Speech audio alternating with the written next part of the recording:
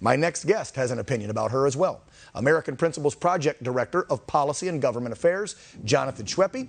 He says the APP demands that the Senate reject Gigi's nomination to the FCC. In a statement on behalf of the APP, Jonathan says, if confirmed as FCC Commissioner, Gigi Sohn will oppose free speech, or at least the free speech she personally disagrees with at every turn.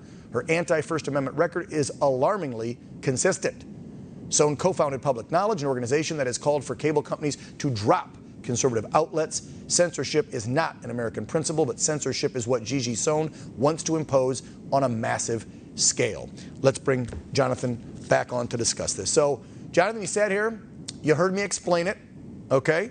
And look, it's a family-owned business. Anybody out there that lives with family members or works with family members, sometimes they don't always agree. No, that's right. I think you explained it really well, Dan. And, look, this is a difficult issue. You are right that Joe Biden does get to nominate have 3 Democrats on the FCC. And so I think the question here is Gigi Sohn just your ordinary liberal Democrat, or is she a far left woke, really anti-free speech person? And I think what we found, you just saw Jessica Rosenworcel was confirmed pretty easily. She's going to be the chair of the FCC, and she's someone who we disagree with on a lot of issues. She's someone who supports net neutrality, for example. But she doesn't hold these anti-free speech views. And the FCC is supposed to be an independent body. It's supposed to really kind of govern our airwaves and ensure that free press and free speech and free expression, all these things are protected. So, which I don't get how that can be, too. I want to bring this up, Jonathan, is the way we have it structured is that the White House gets to decide. So every 4 years, if it's a different president, or every 8, whatever, you're deciding who the top chairman is, and then you get 2 more typically. So depending on who's in the White House, you're going to have more liberals in there running the FCC or more conservatives. So every so many years, I'm sorry, but the FCC then just goes biased one way or the other. I don't know how we get around that. Maybe we need to change the rules on how these people get appointed. There has been, so they have 5-year terms. There has been, historic bipartisanship with the parties trying to decide who's going to be on there. President Trump appointed Democrats too, right? Because terms expired during his presidency. So this is something where, look, you're going to have some strong disagreements on policy with regard to the Democrats obviously support a big government approach to everything. Republicans tend to prefer light touch regulation.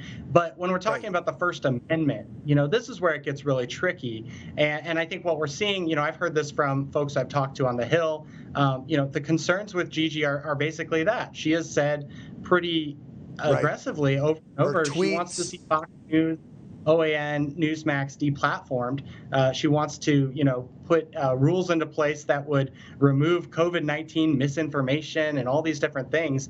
And that's just, I think, antithetical to what we believe here in America with regard to the First Amendment. So our hope is that, obviously we're going to get a Democrat on the FCC, but with the FCC who can at least espouse the idea that free speech is good. Right. And here's what I'll tell you, Jonathan, after having lengthy conversations with both hearings, is Charles believes one way because he's met the woman, known her for years, talked with her.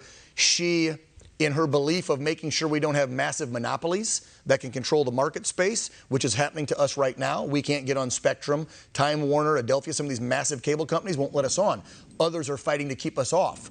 She commits to making sure they never can control that and break that power up so that smaller entities like us can get on. But in the same breath, she makes nasty tweets about conservative media and says she wants them deplatformed. Now, under oath, when she was being confirmed, she said none of those personal views will come into effect when she's regulating.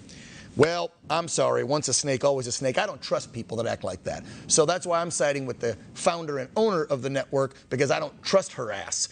But I also see Charles' point of view, because we've been trying to get out there to more people so you can see OAN, and we're having a tough time getting on more carriers because of big monopolies keeping us off.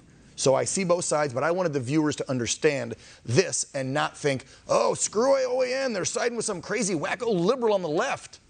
No, we're not, and I'm sure as hell not. So there it is. There it is. There it is. No, that's I appreciate, you guys are coming from a unique perspective on this also, because you guys work with the FCC every single day. And so you do have to have those working relationships. So I don't think the attacks on OAN were at all fair.